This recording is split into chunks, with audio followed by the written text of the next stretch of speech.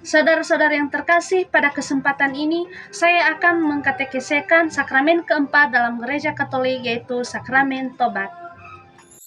Sakramen tobat adalah salah satu dari 7 sakramen dalam Gereja Katolik yang menjadi saluran kasih karunia Allah untuk memberikan pengampunan dosa dan memulihkan hubungan yang rusak antara manusia dengan Allah dan sesama. Sakramen ini memiliki dasar Alkitabiah yang kuat, seperti terlihat dalam Injil Yohanes bab 20 ayat 22-23, di mana Yesus memberikan kuasa kepada para rasul untuk mengampuni dosa. Dalam ayat tersebut Yesus berkata, "Terimalah Roh Kudus, jikalau kamu mengampuni dosa orang, dosanya diampuni. Dan jikalau kamu menyatakan dosa orang tetap ada, dosanya tetap ada."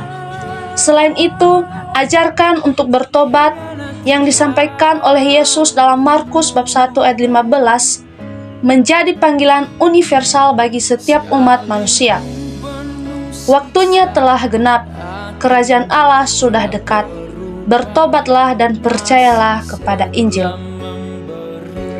Makna mendalam dari sakramen tobat terletak pada pengampunan dosa, pemulihan relasi dengan Allah dan sesama, serta pembaruan hati. Dosa baik mortal atau berat maupun venial atau ringan menciptakan jarak antara manusia dan Allah. Sakramen ini hadir sebagai sarana untuk menghapus dosa-dosa tersebut dan memulihkan hubungan yang rusak. Dalam proses ini, umat tidak hanya diampuni, tetapi juga diarahkan untuk memperbaiki hidup dan tumbuh dalam kasih karunia Allah. Pemulihan hubungan dengan Allah membawa kedamaian sejati, sementara pemulihan hubungan dengan sesama menjadikan hidup manusia lebih harmonis dan bermakna. Proses sakramen tobat terdiri dari 5 langkah utama yang saling berkaitan. Langkah pertama adalah pemeriksaan batin, di mana umat diajak untuk merenungkan dan menyadari dosa-dosa yang telah dilakukan. Pemeriksaan batin ini merupakan proses refleksi mendalam yang melibatkan kejujuran dan kesadaran penuh terhadap pelanggaran yang telah dilakukan terhadap Allah dan sesama. Langkah kedua adalah penyesalan atas dosa, yang dapat bersifat sempurna atau karena cinta kepada Allah, atau tidak sempurna karena takut akan hukuman. Penyesalan ini adalah inti dari pertobatan, karena tanpa penyesalan sejati, proses tobat tidak dapat berjalan dengan baik. Langkah ketiga adalah pengakuan dosa kepada imam, di mana umat secara terbuka menyebutkan dosa-dosa mereka, terutama dosa-dosa berat yang dilakukan dengan sadar. Pengakuan ini tidak hanya sekedar menyebutkan dosa, tetapi juga melibatkan kerendahan hati untuk mengakui kesalahan dan menerima bimbingan spiritual dari imam.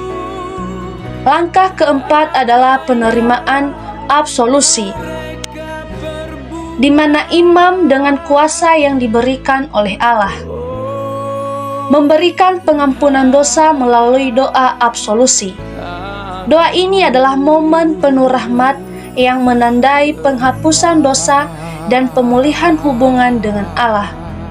Langkah terakhir adalah pelaksanaan penitensi, yaitu tugas atau tindakan yang diberikan oleh imam kepada umat untuk memperbaiki dampak dosa dan menunjukkan niat tulus untuk berubah. Penitensi ini sering berupa doa, perbuatan baik, atau bentuk lain dari tindakan kasih yang bertujuan untuk menanamkan kebiasaan hidup yang lebih baik. Sakramen tobat memberikan manfaat yang luar biasa bagi kehidupan rohani umat Katolik. Pertama, sakramen ini membawa kedamaian sejati karena dosa-dosa yang mengganggu hati nurani telah dihapus. Kedamaian ini adalah anugerah besar yang hanya bisa dirasakan melalui rekonsiliasi dengan Allah. Kedua sakramen tobat membantu umat bertumbuh secara rohani dengan memberikan kekuatan untuk melawan godaan dosa di masa depan. Dengan bertobat secara teratur, umat dapat memperbaiki pola hidup mereka dan semakin mendekatkan diri kepada Allah. Ketiga, sakramen ini memperkuat hubungan umat dengan komunitas gereja. Karena dosa tidak hanya melukai hubungan pribadi dengan Allah, tetapi juga melukai tubuh mistik Kristus, yaitu gereja. Melalui rekonsiliasi, umat kembali dipersatukan dengan komunitas iman. Dalam praktiknya, gereja mendorong umat untuk mengaku dosa setidaknya 1 kali setahun, terutama selama masa Prapaskah sebagai persiapan Paskah. Namun untuk dosa berat, pengakuan secepat mungkin sangat dianjurkan. Selain itu, penting bagi umat untuk memiliki sikap rendah hati dalam pengakuan dosa. Kerendahan hati ini mencerminkan kesadaran akan kelemahan manusiawi dan kepercayaan penuh pada belas kasih Allah. Dengan demikian, sakramen tobat bukan hanya tentang menghapus dosa, tetapi juga tentang transformasi diri yang membawa umat kepada kehidupan baru dalam Kristus. Sakramen tobat adalah anugerah luar biasa yang diberikan oleh Allah untuk umatnya. Sakramen ini mengajarkan bahwa kasih dan belas kasih Allah selalu tersedia bagi mereka yang dengan tulus bertobat.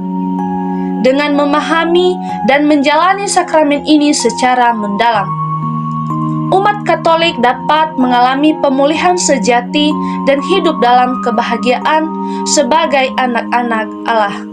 Oleh karena itu, marilah kita memanfaatkan sakramen tobat dengan penuh syukur dan kerendahan hati, agar kita dapat semakin dekat dengan Allah dan terus bertumbuh dalam kasih-Nya.